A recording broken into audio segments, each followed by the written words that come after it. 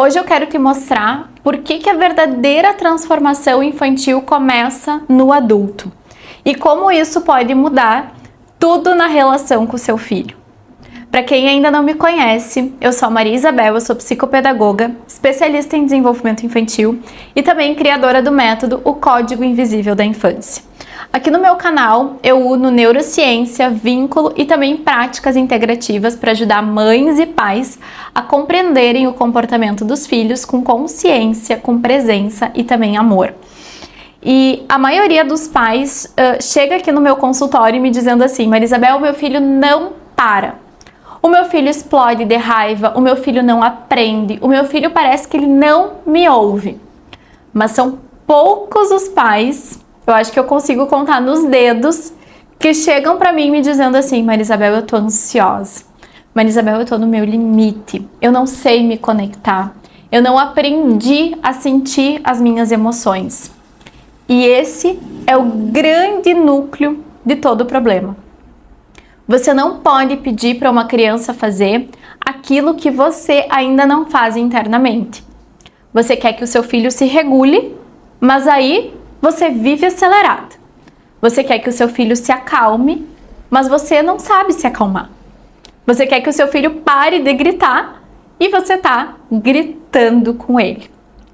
Você quer até que ele te escute, mas você acaba respondendo ele sempre no piloto automático e muitas vezes olhando para a tela de um celular. Você quer que ele sinta, mas você também não aprendeu a suprir as suas emoções. A criança não aprende por aquilo que você diz, ela aprende por aquilo que ela vê e sente que você está fazendo. E esse é o conceito central da nossa aula, porque o cérebro humano ele é programado para sintonizar com outros estados emocionais. Isso significa que o cérebro da criança funciona como um Wi-Fi das emoções. Ele capta a rede emocional da casa. E aí você pode falar o que você quiser, mas quem educa é o campo emocional. O sistema nervoso da criança, ele depende da regulação do sistema nervoso do adulto. É o que a ciência chama de corregulação. Ou seja, se você está ansiosa, o nervo vago da criança entra em alerta. Se você está no presente, o sistema dela se organiza. Agora, se você está desconectada, a criança também perde esse eixo emocional. E é por isso que nenhuma terapia nunca vai ser capaz de substituir esse sistema nervoso equilibrado da mãe, especialmente nos primeiros anos de vida, que é quando mãe e bebê estão muito mais conectados.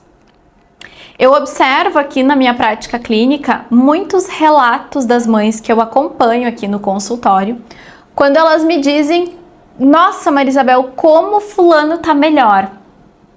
E é nesse momento que eu mostro para elas que o resultado do trabalho também é resultado do quanto elas agora estão mais tranquilas, elas estão se sentindo mais seguras, porque elas encontraram uma luz, porque elas encontraram um caminho para seguir.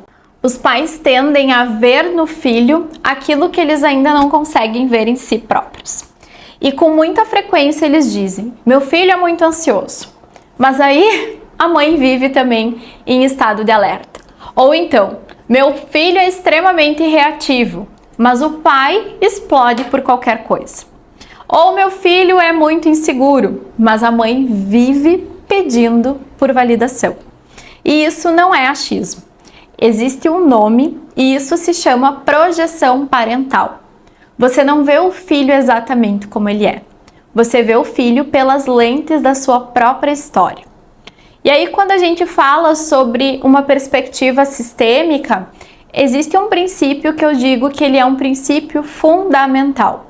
Porque a criança é sempre a expressão mais sensível desse campo familiar. Ou seja, ela sente aquilo que está oculto. A criança absorve aquilo que está reprimido e manifesta muitas vezes o que o adulto não consegue reconhecer em si. Então, antes mesmo de entender o contexto ou do que se trata. Isso acontece porque a criança ela ainda não está protegida, entre aspas, né, pelos mecanismos de defesa que nós adultos desenvolvemos, como por exemplo a negação, a nossa capacidade de raciocinar, ou então de minimizar os impactos através de fugas emocionais. A criança ela sente tudo sem filtro pelo corpo dela e não pelo pensamento, por aquilo que a gente consegue raciocinar. Por isso, ela reage ao campo. As coisas que foram escondidas, as coisas que foram negadas, que foram silenciadas e que criaram um vazio energético no sistema familiar. Pode ser, talvez, um aborto que não tenha sido reconhecido, a depressão de alguém que nunca foi falado, uma falência, traições, o vício que ninguém menciona, um familiar que foi excluído da história. A criança sente esse vazio como se fosse uma pecinha que estivesse faltando. E aí ela manifesta isso com ansiedade, com comportamentos regressivos, com uma dificuldade de se separar dos cuidadores, um medo que surge sem algum motivo aparente. A criança tenta, mesmo que de forma inconsciente, pertencer ao que foi excluído. O que a família não nomeia, a criança mostra. Se a mãe tá triste, mas finge que ela tá bem, se o pai tá com raiva, mas ele diz não, não é nada, se há uma tensão na casa e ninguém fala sobre isso, a criança capta a verdade do campo e não aquilo que o adulto tá dizendo para ela. E ela expressa essa dor com irritabilidade, com hiperatividade, com uma sensibilidade extrema ou então com explosões emocionais. A criança ela se torna o porta-voz emocional daquilo que a família não está conseguindo dizer ou conseguindo identificar. Culpas, injustiças, dores e perdas que não foram elaboradas pelas gerações anteriores, elas podem aparecer no comportamento da criança. E aí eu digo isso e vocês podem procurar aqui em algumas aulas mais antigas onde a gente fala sobre epigenética, que é o ramo da biologia que vai nos explicar como que esses traumas vão passando de uma geração para outra. Então, de uma forma bem prática, por exemplo, um avô viveu o abandono. O pai aprendeu a ser duro. E aí o filho manifesta um medo intenso de ficar sozinho. Essa criança ela não está inventando nada. Ela está sentindo no próprio corpo uma história que não é só dela. E isso não é destino, não é falta de sorte. É uma lealdade. E esse é um dos conceitos mais lindos e também ao mesmo tempo mais profundos da psicologia sistêmica, que é a lealdade invisível. Quando a criança tenta compensar, quando ela tenta equilibrar ou então ajudar emocionalmente esse sistema familiar, mesmo que isso lhe custe o próprio bem-estar. E aí vocês vão poder imaginar infinitas possibilidades. Aquela criança que vira o adulto da casa, que ele quer cuidar de todo mundo. Ou então aquele filho que tenta fazer de tudo para ver a mãe feliz, ou então ele se sente responsável para fazer essa mãe feliz. Ou a criança que adoece para manter os pais unidos. Isso é bem comum, né? Acontecer, a criança se coloca nessa condição de doente para manter os pais unidos. Ou aquela que se comporta mal para expressar a raiva que ninguém ousou sentir dentro daquele sistema familiar. Então aquela criança que carrega a tristeza da família no próprio comportamento. E a criança faz isso não porque ela sabe que ela está fazendo isso. Ela faz isso por amor. Ela faz isso por um pertencimento. São laços invisíveis que são tecidos aí nessa teia da vida.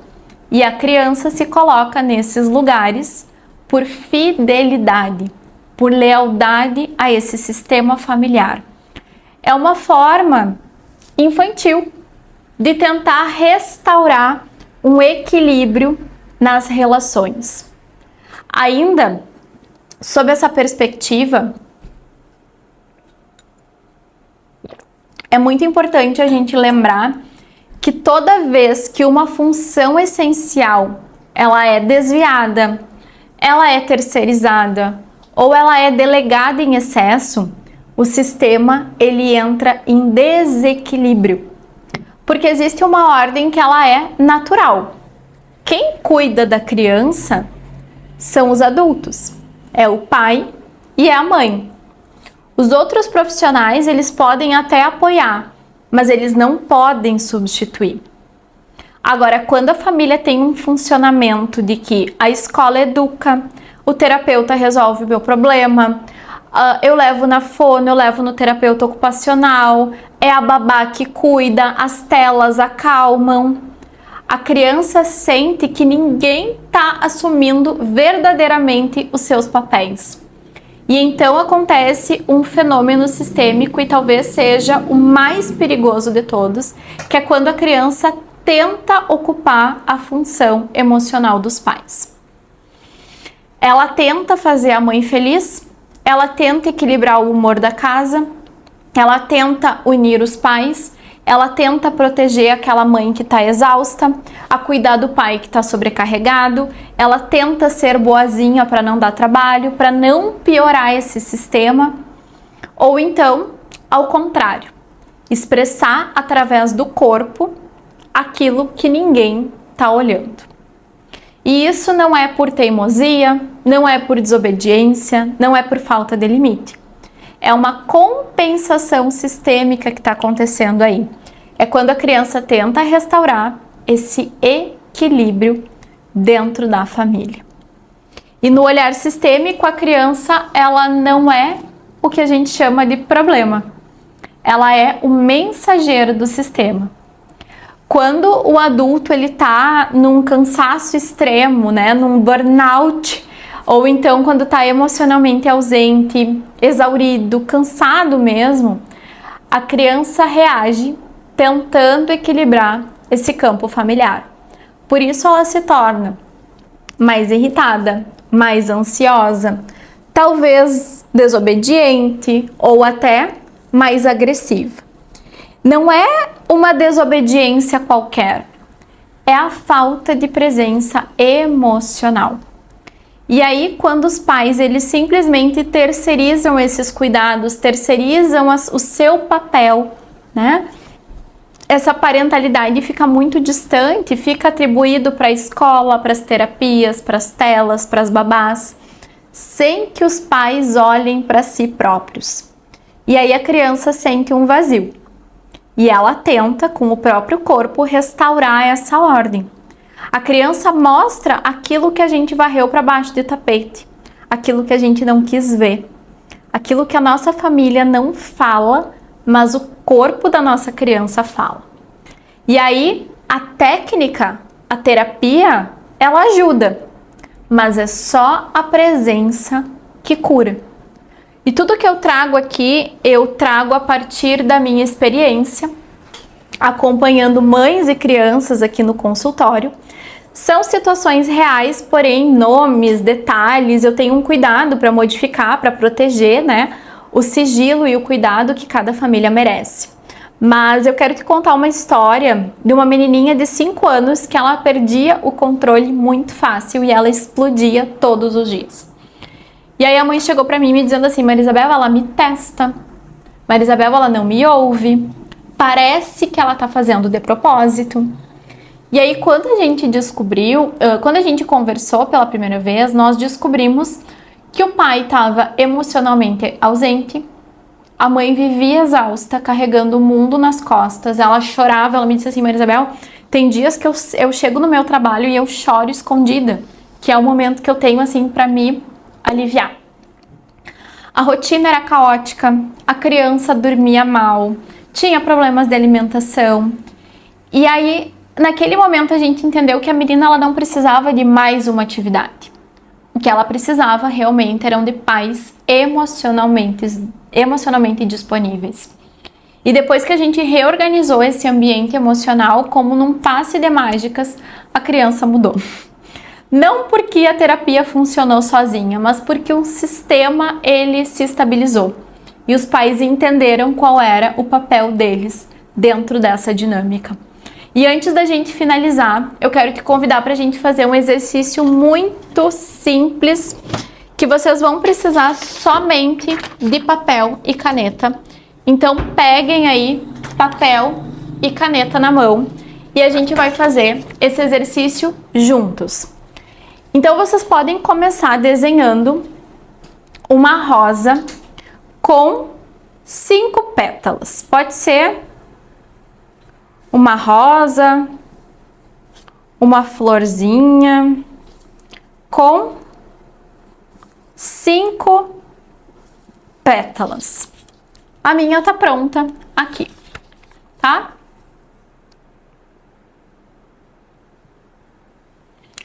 E agora, cada uma dessas pétalas representa uma área do adulto que influencia o sistema emocional da criança. Então, a primeira grande área que a gente vai colocar aí vai ser o sono da mãe, tá? A segunda grande área, vocês podem ir pausando esse vídeo depois quando vocês estiverem assistindo para fazer com calma, tá? A segunda grande área vai ser regulação emocional da mãe. A terceira grande área vai ser relação conjugal e rede de apoio.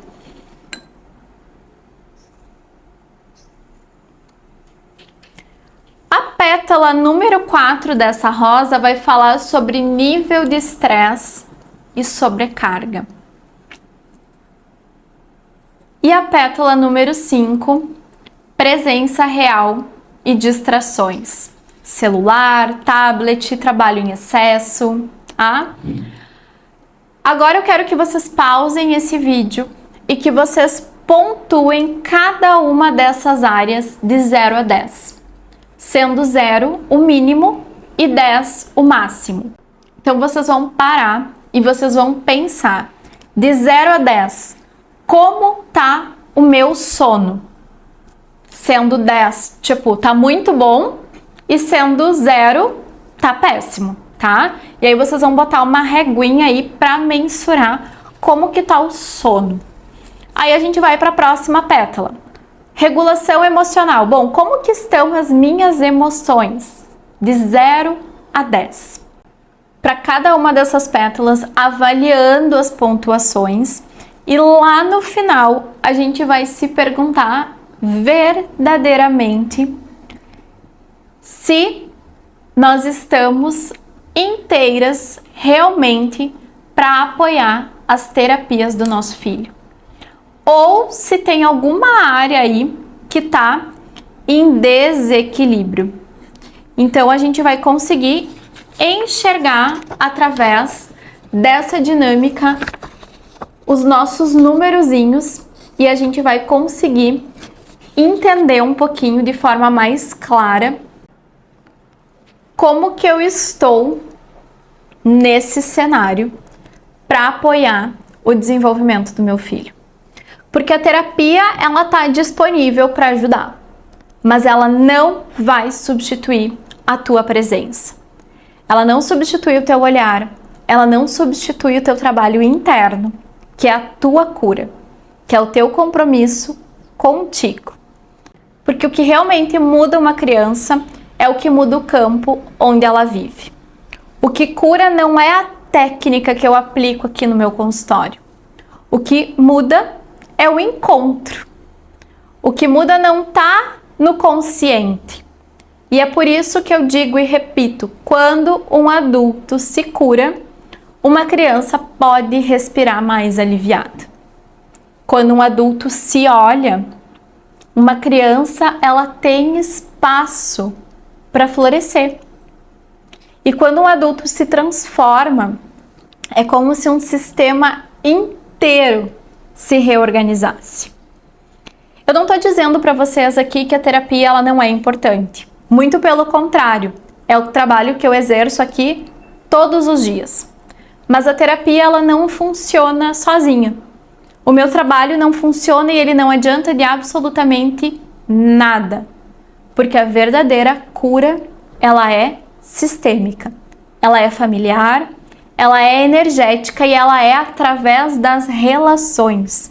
A gente vai se curar lá dentro da nossa casa, com as experiências que a gente vive todos os dias. Então, faz esse exercício hoje, me conta lá no meu Instagram, @mariaisabel.psico, eu vou adorar saber e também tirar todas as tuas dúvidas e te ajudar a trazer um pouquinho mais de clareza.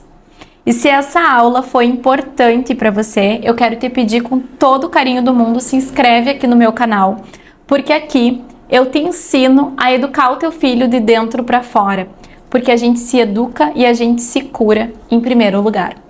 Na próxima aula, a gente vai falar sobre um guia para entender o que o cérebro infantil realmente precisa. Então, eu vejo vocês na nossa próxima aula. Até já!